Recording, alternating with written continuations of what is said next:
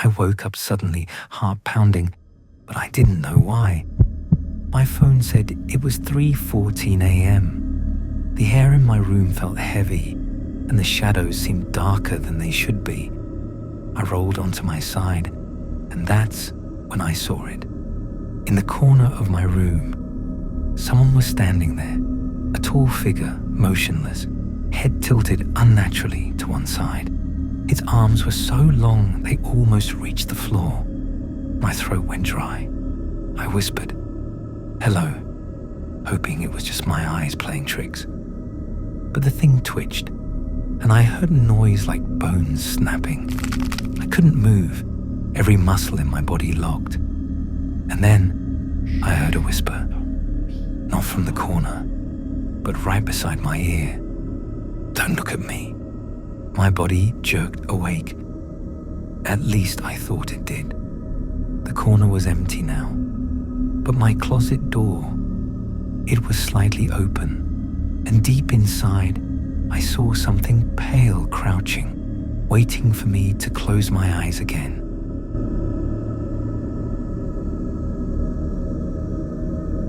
I work nights at a diner, and usually my drive home at 2 or 3 a.m. is quiet.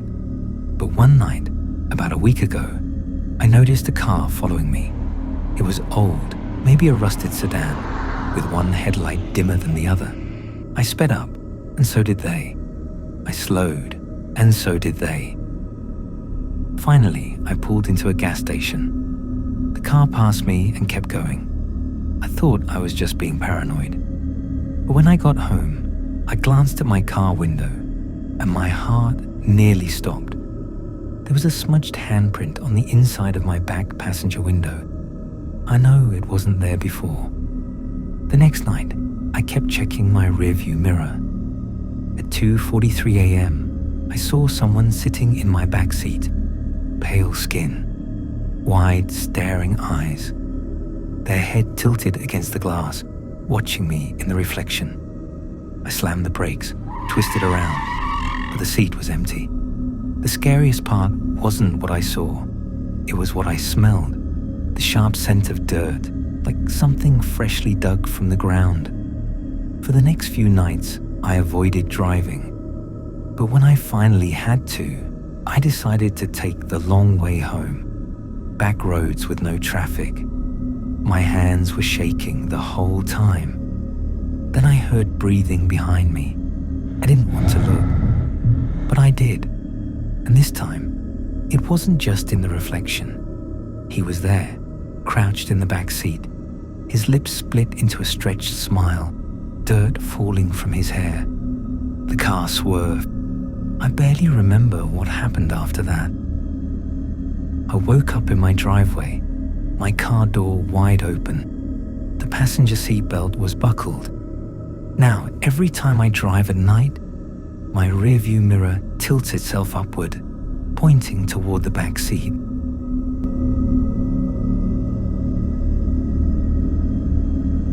I moved into my new apartment about 3 months ago. It wasn't anything special, just a one-bedroom on the top floor of an old building. The rent was cheap, the walls were thin, but it felt like a step forward in my life. The first few nights were fine, but then little things started happening.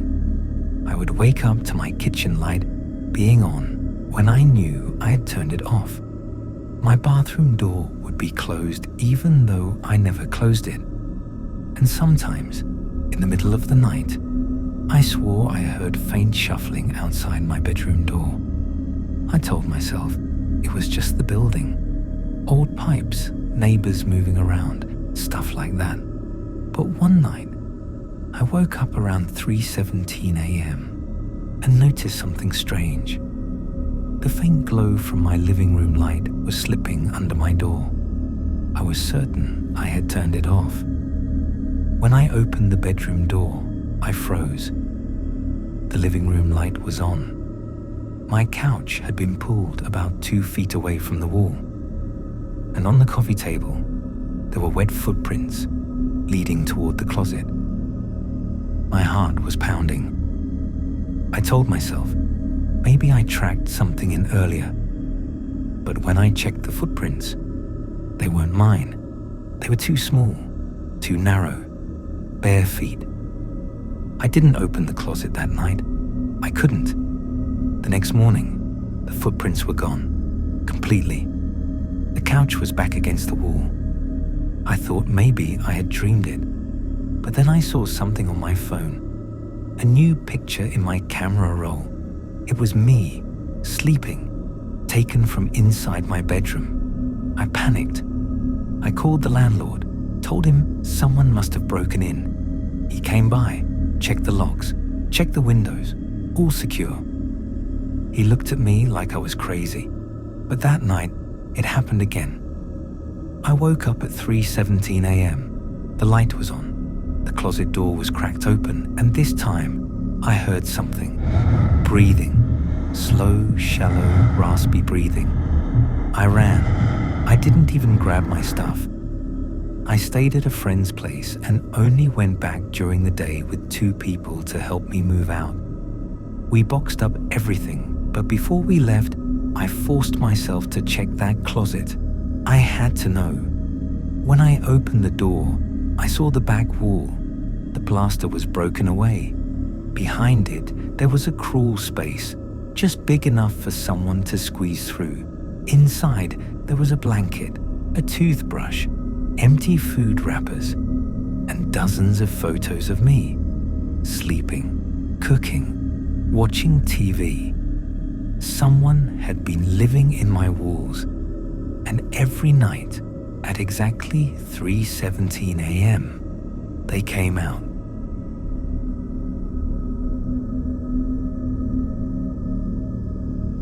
It was close to midnight when I left work. The drive home was about 40 minutes, and most of it was through back roads surrounded by woods. That night, fog hung low on the ground, and the streetlights flickered every now and then like they were about to die. I don't normally stop for anyone, but about halfway home, I saw a figure standing at the side of the road. It was a young woman. Her long black hair looked wet, her pale skin almost glowing under the dim light. She wasn't waving, wasn't asking for a ride. She was just standing there, staring straight ahead like she'd been waiting for me. I slowed down without thinking. Something about her. I felt like if I didn't stop, I'd regret it. So, against every instinct, I rolled down the passenger side window. "Do you need a ride?" I asked. She turned her head toward me, and her eyes were huge, wide, and empty. But she nodded, almost mechanically. I unlocked the back door, and without a sound, she climbed in. She didn't speak, didn't ask questions, didn't even seem to breathe. She just sat there, her wet hair dripping onto the seat. I forced myself to break the silence. "Where are you going?" Her voice was so soft I almost didn't hear it. "Home." Then she gave me an address. It was about 15 minutes further down the road. The drive was tense. I kept glancing at the rearview mirror, and every time I did, her eyes were locked on me, wide, unblinking, like she wasn't looking at me, but through me. My hands started sweating on the wheel. I told myself I was just tired, that I was imagining it. But then I noticed something. The seatbelt. I never saw her buckle it, but the belt was pulled tight across her body. I don't remember her touching it. Finally, I turned onto the road she mentioned. It led to an old, broken-down neighborhood. Most of the houses looked abandoned, windows boarded up, paint peeling off. She leaned forward suddenly, whispering, "Here." I stopped in front of a small, rotting house with no lights on. I turned to tell her we'd arrived. The seat was empty. My chest tightened. I hadn't heard the door open, hadn't felt the car shift with her weight leaving. She was just gone. I sat frozen for a good minute before I forced myself to get out of the car. The air was icy cold, much colder than before. I walked up to the door and knocked, even though everything in me screamed not to. An old woman opened it slowly, holding a candle. Her eyes widened when she saw me. I stuttered. I just dropped off a young woman here. Long black hair, pale skin. She said this was her home. The woman's hand trembled, making the candlelight flicker. Then, in a breaking voice, she said, "That's my daughter. She died 30 years ago, on that very road." I couldn't move. My brain refused to process it. And then she whispered, almost to herself, "You're not the first to bring her back."